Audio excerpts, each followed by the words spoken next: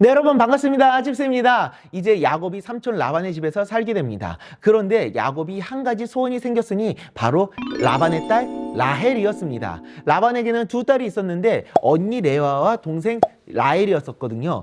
그중 야곱이 라헬을 보고 반해버린 겁니다. 그래서 외삼촌에게 이런 딜을 제시합니다. 내가 삼촌을 위해서 7년 동안 일하겠습니다. 그러니 7년을 채우면 제가 라헬과 결혼을 하게 해주세요. 라고. 라헬을 사랑하는 마음이 너무 커가지고 그 마음이 표현됐었던 겁니다. 정말 너무 사랑하는 라헬을 위해서라면 7년을 일해도 상관이 없다라는 겁니다.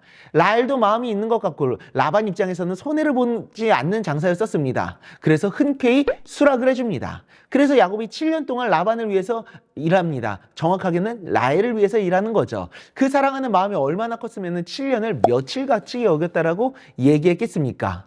그렇게 야곱이 약속했던 7년이 채워지고 약속대로 야곱은 라헬과 결혼 예식을 올립니다.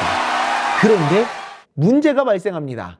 야곱이 라헬인 줄 알고 결혼을 했는데 라헬이 아닌 언니 레아가 있었던 겁니다. 아니 이게 도대체 어떻게 된 일이지? 그래서 삼촌에게 따지러 갔더니 이런 말을 합니다. 아니 뭐 우리 지방에서는 무조건 언니가 먼저 결혼을 해야 되거든. 그래가지고 레아 먼저 보내려는 거야 라고. 야곱 입장에서는 황당하지 않을 수 없었었죠. 자신이 그토록 원했던 라헬이 아니라 다른 여자와 결혼을 해야 한다니 정말 삼촌이 원망스러웠을 겁니다. 그래서 삼촌은 또다시 딜을 제시합니다. 너가 7년 더 일하면은 그때 라헬도 줄게 라고.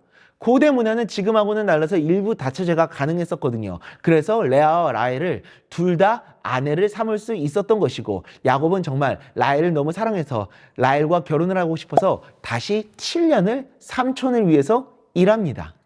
그런데 이 장면이 너무 재밌습니다. 야곱이 어떤 사람입니까? 형을 속이고 아버지를 속여서 장자권을 얻어낸 사람이었었습니다. 빼앗아낸 사람이었죠. 그런데 그걸 이번엔 자기가 그대로 당한 겁니다. 삼촌에게 속임을 당하는, 그냥 속임도 아니고 결혼 사기를 당했습니다. 진짜 야곱의 속이 말도 아니었을 겁니다. 우리는 이 이야기 속에서 인과응보의 법칙을 생각할 수 있어야 됩니다. 성경은 이 이야기를 통해서 남을 속이는 자는 남에게 속임을 당하게 된다는 것을 우리에게 알려주는 겁니다. 바로 인과응보, 자기가 행한 일들에 대한 대가를 받게 되는 겁니다. 야곱 자신이 함부로 남을 속였었으니 자기도 이런 똑같은 일을 당하게 되더라도 할 말이 없다라는 겁니다. 즉 남에게 고통을 주는 자는 같은 종류의 고통을 자신도 받게 될 수 있다는 겁니다. 바로 죄의 무서움을 알게 해주는 겁니다. 자기가 저지른 행동에 대해서는 반드시 대가를 지불하게 되는 거죠. 책임을 지게 된다는 것을. 이처럼 우리가 선택한 행동들, 우리가 저지른 죄는 부메랑에 대해서 반드시 우리들에게 돌아오게 되어 있습니다. 절대 그 죄에 대한 책임에서 자유로울 수도 없고 벗어날 수도 없는 겁니다. 이 사실을 늘 언제나 기억하며 우리는 타인에게 죄를 짓는 것에 대해서 주의할 수 있어야 됩니다. 타인에게 짓는 죄가 반드시 나에게로 돌아올 수도 있다는 것을 주의하고 경각심을 가지고 타인을 괴롭게 하려고 하거나 고통스럽게 하는 것을 주의해야 합니다. 마태복음 18장 7절입니다. 실족하게 하는 일들이 있음으로 말미암아 세상에 화가 있도다. 실족하게 하는 일이 없을 수는 없으나 실족하게 하는 그 사람에게는 화가 있도다. 아멘. 우리가 늘 다른 사람의 마음을 실족하게 하는 일, 타인에게 죄를 짓는 것을 주의하고 오히려 하나님께서 진정으로 원하시는 이웃 사랑을 실천하며 나아가는 우리 모두가 될 수 있기를 간절히 소망합니다. 기도하겠습니다.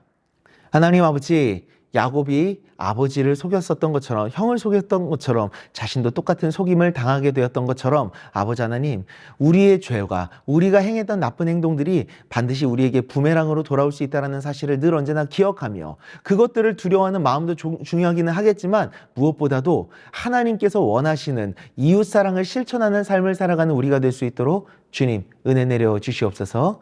예수님의 이름으로 기도드리옵나이다. 아멘.